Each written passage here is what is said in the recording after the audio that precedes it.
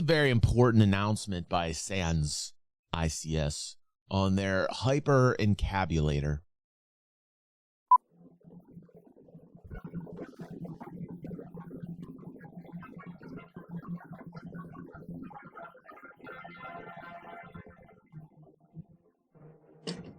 The original machine had a base plate of prefamulated amulite surmounted by a malleable logarithmic casing in such a way that the two swerving bearings were in a direct line with a panametric fan. Amazing commercial. Yes, that was once me, extolling the virtues of retroencabulation. Yep. Now, I may not be the dashing young on-camera narrator I once was, but if history tells me anything, it's that the Battle of Hastings was fought in 1066. It was. But that's not the point. The point is that encabulation has a rich, sumptuous history with a delicate, flaky crust, relatively unknown to emergent cybersecurity personnel. Allow me to elucidate. Yes.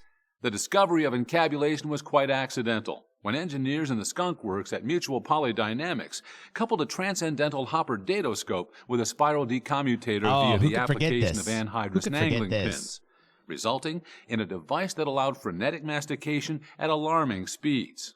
Right. The device was kept secret for many years, I know a lot owing to of the us horrific were accident alarmed that occurred shortly after its inception. Oh. Howsoever, the U.S. Department of Defense and the National Guard soon realized its potential as a weapon of choice, leading to its next iteration, the hydroencabulator, which the hydroencabulator, if people don't remember the hydroencabulator, there were some issues with it. People had a lot of issues with it, but they were, you know, commercializing and sensationalizing it as the newest best thing in the world. They nicknamed Fat Boy Slim.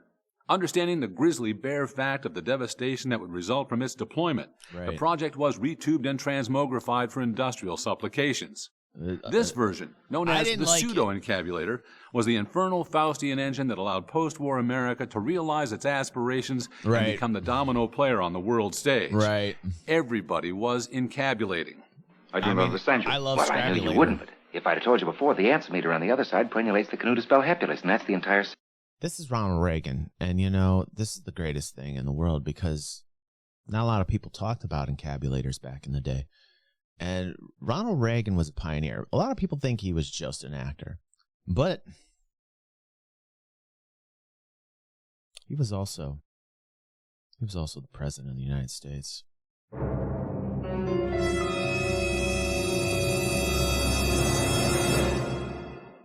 Let it just sink in a moment. Secret, there you have it. During the tumultuous 60s, the psycho-funkadelic vinyl encabulator emerged as the long-haired hippie people's answer to their parents' aging technology, scarving a resonance groove in the hot wax of a new generation of encabulators. However, interest in encabulation waned precipitously until the late 80s, when the public was ready for the next transubstantiation of encabulation, the extraordinarily populist turbo-encabulator. Everybody remembers that. The only new principle involved is that instead of power being generated by the relative motion of conductors and fluxes, it is produced by the modial interaction of magneto-reluctance and capacitive directance. Which brings us to where we are today, floundering in the wake of the obscenely similar retroencabulator, featuring yours truly.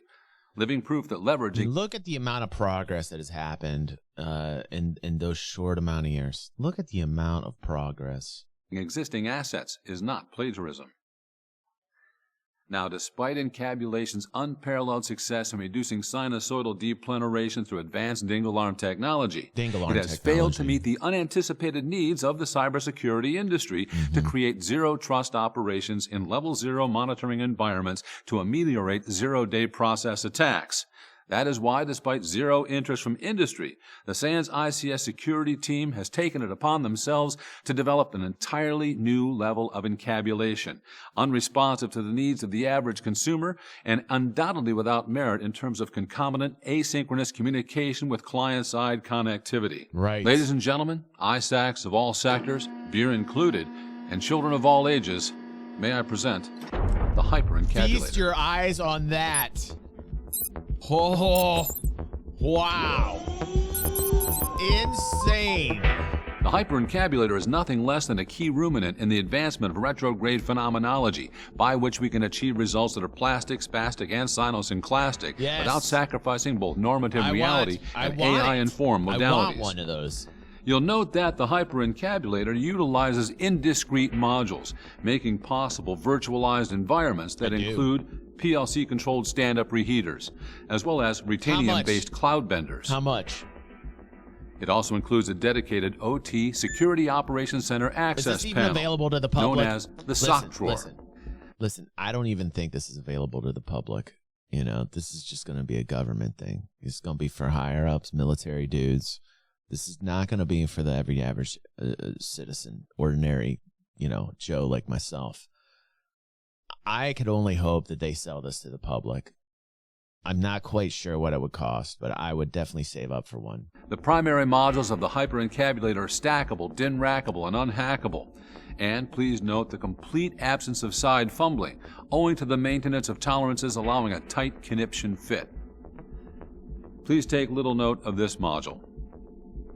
Little note. The open-source digital ghost daemon, which allows transparent OT invisibility owing entirely to the manipulation of airborne particulate matter and single-surface reflective devices. Right. That's useful. Or, for criminal infrastructure sectors where the dependability of supramotive Wendelsprox is essential, our handsome ransomware hypervisor is perpetually alert to SQL injections of Gates tracking chips and quantum IoT identification dots. Hand gesture modulations.